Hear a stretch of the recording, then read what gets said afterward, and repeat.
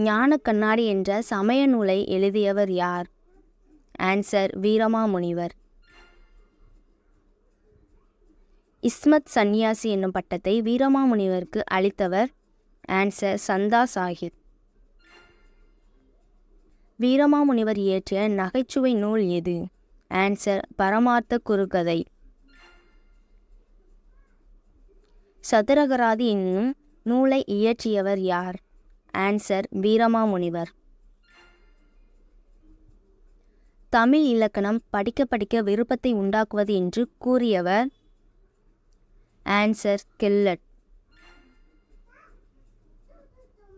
தமிழ் செய்யுள் கலம்பகம் என்னும் நூலை தொகுத்தவர்?